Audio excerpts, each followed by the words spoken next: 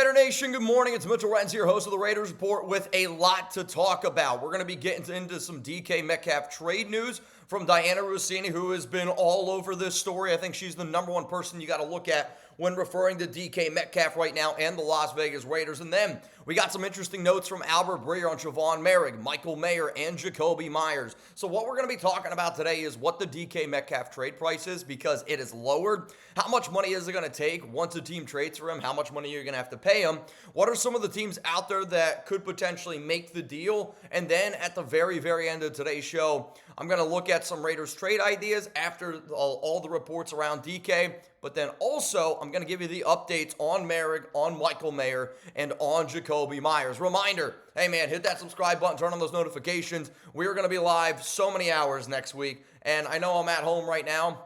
If any breaking news happens today, I will go into the office of Chat Sports. We got some people in there today, but today is technically my off day. But anytime I get a lot of information, I'm going to be able to share it with all y'all. So make sure you're subscribed. Make sure you pull up tomorrow. We're going to be going live, I think, at 11 a.m. Eastern time. And I'm going to be live for over 30 hours next week. It's going to be wild. All right, let's first talk about the asking price. According to Dianna Russini, the Seahawks asking price for wide receiver DK Metcalf has lowered per sources. Seattle would be open to a return centered around a second-round pick for the two-time Pro Bowler. So it was originally thought that it was going to be a second-round pick, but what's important here is Dianna originally reported, again, a few days ago, and things are going to change, that the Seahawks were looking for a first and a third. The fact that it's only been a few days and we've gone from a first and a third to all the way down to a second, I think is Seattle understanding that, one, not a lot of teams can pay that $30 million, which is what we're going to talk about here. But then also, DK put a little extra cherry on top, if you will, that helps him get to the Las Vegas Raiders, and I'll talk about that in a moment. So also, according to the report from Dianna Russini, is that DK is looking to make $30 million per year. So whatever team trades for Metcalf, you're also going to have to go out there and you're going to have to pay him. So for a lot of teams, it doesn't really give you the opportunity, because not every team can pay a wide receiver $30 million, and not every single team fits on the DK Metcalf checklist. So here's going to be the question, because obviously the Raiders have a second-round pick. It's pick number 37. Would you trade pick 37, and you got to go out and you got to pay DK Metcalf $30 million per year? If it was up to me, I would structure that contract very similar to the way that the A.J. Brown deal was done, which I've made multiple videos on. Please go check them out. But maybe the Raiders don't decide to do that, because they did front-load Max Crosby's contract. So the number one question that I want y'all to answer today is this: would you trade a second-round pick and pay DK Metcalf $30 million a year? This is going to be the pinned comment on today's show. You're about to get it with the YouTube ad break. While that ad is playing, I want you to scroll on down and give me your answer. The reason why I'm actually going to say no to this is because I don't think that if you're the Raiders, you have to give up a second and go out there and pay DK Metcalf the $30 million. And I say that because if every single NFL team was in the running for Metcalf, his value goes up. But there's a lot of teams that Metcalf is not going to go play for if the reports from Dianna Russini are potentially true. So here's one of the things that DK talked about, and hang on a second. First, I want to tell you about the odds, okay? Because the odds right now around Metcalf, according to Vegas, for him to stay in Seattle is plus 240. For him to go to the Patriots is plus 350. Chargers, 300. So right there, they believe that the top three teams that DK plays for, the Seahawks, the Chargers, and the Patriots, and then it's the Raiders at plus 800, Steelers at plus 1,000, Packers at plus 1,000, Broncos, Giants, Jags, Bears, okay? A lot of the teams that are interested in DK, those are the teams right now that it's been a lot of stuff around him. Here's the other interesting part around Dianna Russini's report, and it's why I don't think I got to give up a second-round pick to go out and get him. According to Russini, DK Metcalf ideally wants to play in a warm weather climate. So he wants to play somewhere where maybe that also means obviously a dome, but I hear warm weather climate. I'm sorry, I don't think of New England, a team that's got the most money in salary cap space. I don't think of Pittsburgh, because that place is cold. I don't think of Green Bay. That place is cold.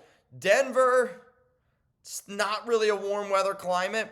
The New York Giants, not really a warm weather climate. The Jags, okay. You can go to Jacksonville.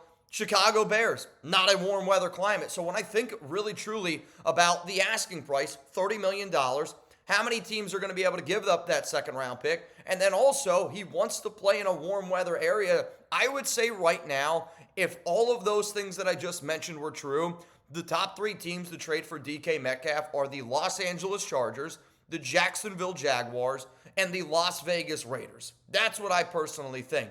The Chargers have the second most money in salary cap space. The Jags are at about 16. The Raiders have about 52 million. We're right around like the 12 mark right now for teams in salary cap space. I'm going to be real with you. The Chargers would be a team that a lot of people would say, and maybe Liam Cohen tries to go get, some more talent down there in Jacksonville. They've been moving a lot of pieces around, no doubt about it. But if I'm DK, I'm going to be real, man. I don't think I want to go to Jacksonville. I don't want to go down there to Jacksonville. It's been a bad organization for a long time. Maybe you have an opportunity to win down there in a bad division, but I wouldn't want to go to the Jags. And I also don't know if Trevor Lawrence is the best fit for somebody like Metcalf. The other side of it is the Chargers. Yes, they have money. Yes, they have the ability to do it. But also at the exact same time, Harbaugh doesn't really strike me as somebody that's going to give up a second-round pick and $30 million for an older receiver at 28. I think Harbaugh is just not that type of coach. Maybe I'm wrong in that. Hell, I kind of hope that I am wrong in it because I don't really want him to go to the Chargers. But I read that report from Russini, and it sounds like to me that DK in some way or another is trying to finesse his way to Las Vegas to be playing a little bit of football with his old buddy in Pete Carroll and his old quarterback in Geno Smith. All right, y'all, so coming up next year on the show, I want to get into some of the latest that's going on around Tre'von Moehrig, going on around Mayer Jakobi Meyers, and then as promised, at the end of today's show, I am going to give you some trade ideas just based on some of the things that Dianna talked about, but also some of the things that we're about to talk about right here on those three free agents. So first, let's start with Tre'von Moehrig, and according to Albert Breer, Las Vegas Raiders safety Tre'von Moehrig is a guy who found his stride at the end of his rookie contract. Vegas defensive coordinator Patrick Graham moved him closer to the line of scrimmage, and the former second-round pick thrived in an adjusted role. The move has created a vision for the team who gives him a deal that probably will land just below the Jevon Holland, Cameron Bynum level. So if that's what Albert Breer is reporting, I wanted to look at what it could potentially cost Moehrig, Bynum, Jevon Holland on the open market. So according to Spytek, Tre'von Moehrig, $15.7 million. According to Spytek for Cam Bynum and Jevon Holland, Bynum on Spo is $17.7. Holland on Spytek is $15.1. So as you can see, kind of an interesting amount. I'll be real, I would switch them. I think I would pay Holland the most. I think Moehrig there would be number 3, and then Cam Bynum is 3, Moehrig is at 2. So I would just switch the number 1 with Holland. Though on PFF, Moehrig, 4 years, 60 mil, 35 million guaranteed, so 15 a year. Cam Bynum, 3 for 42.8 with 28 million guaranteed, so 14.25 million for PFF. And then Jevon Holland is projected to get the most according to PFF. 4 years, 98 million. With 19.5 million a year, 57.5 million guaranteed. I did just see a report come out from the Athletics to Sean Reed that says that they don't feel like that the Raiders might be able to bring back Moehrig, but they're going to shift their attention to Cam Bynum if not. Based off of what we just read there, and I'll be real, it wouldn't totally surprise me because Cam Bynum's got some connections, just like Byron Murphy's got some connections to this Raiders team. But I mean this in the most respectful way possible. I don't trust anything Deshaun, Vic Tafur, Vincent Bonsignor say because everything that they've reported this offseason, I feel like the exact opposite has happened from the amount of money that a quarterback's going to get, the quarterbacks the Raiders are interested in. Even that report right there is the exact opposite of what Albert Breer said. So, maybe he's right, but at this point, we got to look at Deshaun Reed, Vic Tafur, Vincent Bonsignor, all these guys from, that cover the Raiders that are legit, that are Raiders beat reporters. You got to look at them as just guys that are putting ideas out there on social media because they have not proven that they have any sources whatsoever. So if the Raiders right now are looking as, bringing back another safety, which is absolutely something that they're going to try to do. If it was up to me, out of all those options, if I was the Raiders, I'd go out and get a true center fielder in Jevon Holland. And I almost think that one of the reasons why they re-signed Isaiah Pola-Mao to 2 years, $8 million is because what was just described there from Tre'von Moehrig, and also a player like Nate Hobbs, where he can do a lot of different things. I'm not saying that Isaiah Pola-Mao is Tre'von Moehrig and Nate Hobbs blended into one, but if you were scared that you were going to lose both of those players, I could wrap my mind around the idea that you want to invest in a young player in Pola-Mao who played safety last year at times, who played nickel at times, who played outside corner at times when injuries happen. So he's not as talented as those other two players, but if you're able to just bring him in to be a potential versatile option on both of those spots, but you're still going to go out and add extra talent, it could be something to keep in mind. Let's also go now to the next story around Michael Mayer and Jakobi Meyers. And according to Albert Breer, the Raiders have had a couple of names that have elicited phone calls, including tight end Michael Mayer and receiver Jakobi Meyers. He also adds, if they sign Tyler Lockett, maybe they would be open to the idea of trading Meyers. I'll be real with you. Even if the Raiders signed Tyler Lockett, I'd be pretty pissed off if they traded away Jakobi, because we still need another receiver. Like, you can go out and sign Tyler Lockett. You can go out and trade for DK Metcalf. That doesn't mean Jakobi's got to go. Like, Jakobi is a good receiver. I want Trey Tucker to be good, but we need another pass catcher. And even if you went out and got Lockett, I'd still want the Raiders to go out and try to get another wide receiver, because Tyler Lockett, Brock Bowers, Jakobi Meyers is okay, but that is a bottom.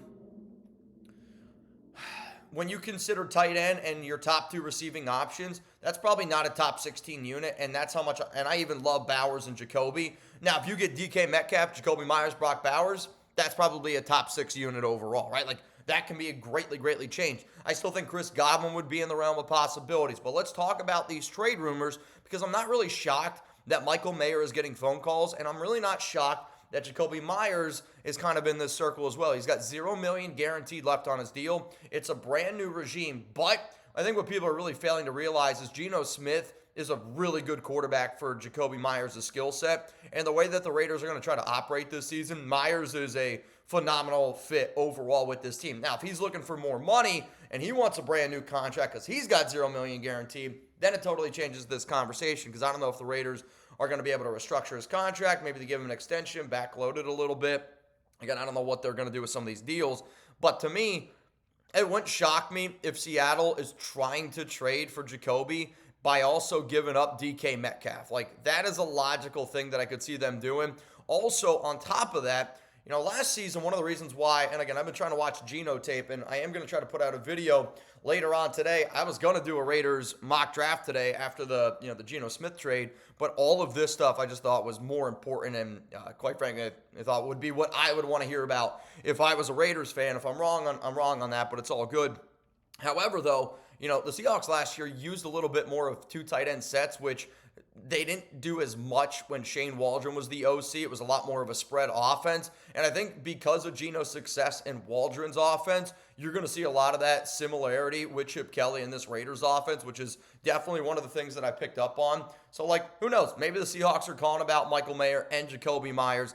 Both of them, though. I hope that they keep Jakobi. Doesn't surprise me that teams are calling about him. If it was up to me right now, I would say the more likely option to get traded is Michael Mayer. All right, so here's how I want to end this show. I want to talk about some Raiders trade ideas based on the reports that Dianna had before. And again, the report from Dianna Russini was the Seahawks asking price for wide receiver DK Metcalf has lowered per sources. Seattle would be open to a return centered around a second-round pick for the 2-time Pro Bowl receiver. Metcalf ideally wants to play in a warm weather climate and is looking to make $30 million per year. So when you add $30 million, warm weather climate, and a potential second-round pick, I concocted 3 trades. 3 trades that if I was sitting down in the room with Carroll, with Spytek, with John Schneider, with Mike McDonald, that's the Seahawks head coach and GM, but also Tom Brady, here are the 3 trades that I would throw out, so hear me out. Trade idea number 1. I go, okay, if you want a second-round pick, I'll give you your second-round pick.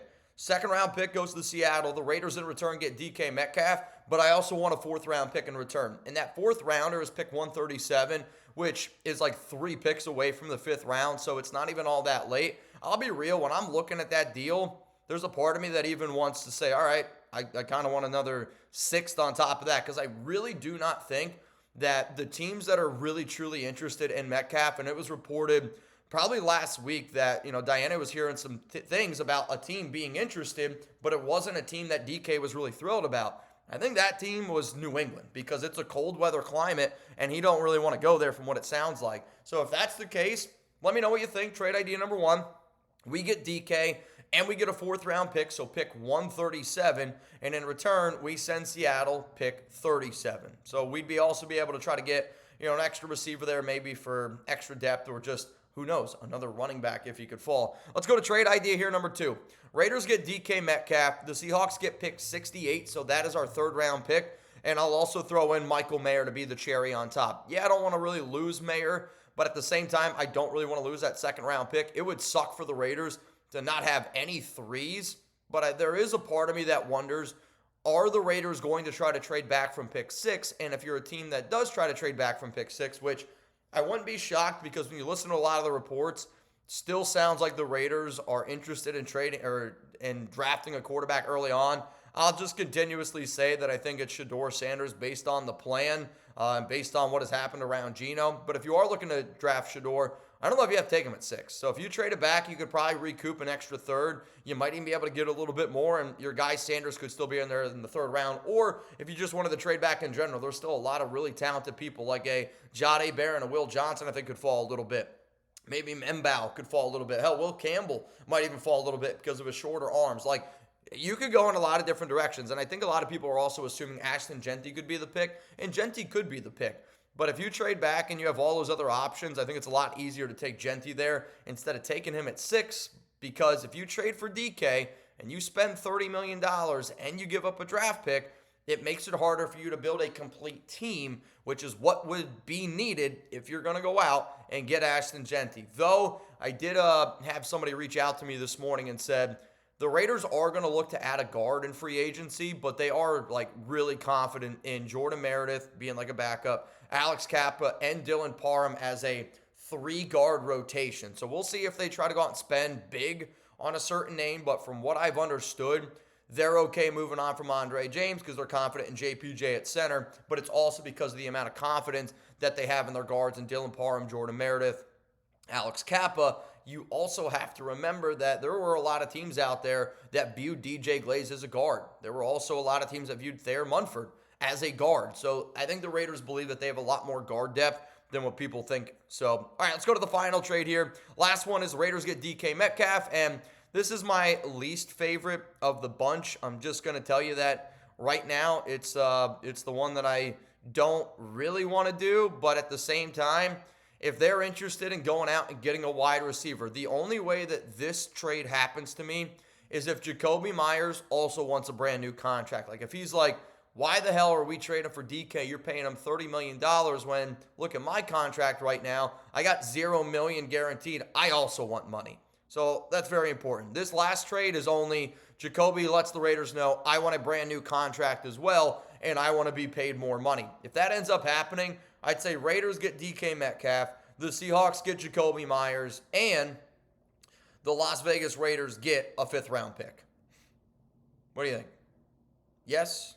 Seahawks get a 5th round pick from the Raiders. So it's essentially Jakobi for DK straight up, and you get a 5th round pick. That's pick 144, which I think Jakobi is a solid receiver. DK is obviously better, but if that 5th round pick 144 just kind of, seals the deal, we get to keep pick 2 and we get to keep DK, that could be a trade to keep in mind. So those are my 3 trade ideas. If you made it this far in the video, let me know which one was your favorite. If you want to send me some of your trade ideas, I've been getting a lot of them down in the comments, which I appreciate. I've also been getting a lot on social media at MitchellRens365. So to put a little bit of a bow on this show, it is DK Metcalf trade has gone down to a 2nd round pick. Wants to play in a warm climate. Is looking for $30 million. I would say the top 3 teams, based on all of those things, that's most likely to make that move: Chargers, Jaguars, Raiders. If DK is willing to play in a cold weather spot because the money is worth more to him, well, then I would look at the New England Patriots, the Pittsburgh Steelers, the Green Bay Packers are all teams that could be up there in that option. Hell, even Chicago and the New York Giants. And I really do think that last note about him wanting to play in a warm weather climate is in a way him trying to get him to Vegas, simply because when you hear all of those other teams, there's a lot of really cold weather teams that have been looking to add a wide receiver. And then at the end, Trevon Moehrig, I don't know how confident we're going to be able to bring him back. Sounds like Cam Bynum is at least somebody to keep an eye on. If it was up to me, I'd look for Javon Holland. Jakobi Meyers getting some trade calls around him. Michael Mayer getting some trade calls around him as well. Reminder, if any breaking news happens today, I will be live here on the show, but I'll probably go in to work if breaking news happens. I've been given the okay by our team there. And just be on the lookout, man. Free agency is going to be crazy. Can't wait to see what ends up going down. And reminder, hit that subscribe button for more news, for more updates around the Las Vegas Raiders.